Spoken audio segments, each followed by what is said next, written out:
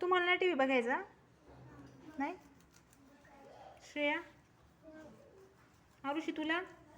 का गं वेदना, काय करताय तुम्ही? काय करतात? अभ्यास. आणि अनुष तू काय अभ्यास करतात? हे काय आहे ते? काय आहे ते? आरुषी काय आहे ते?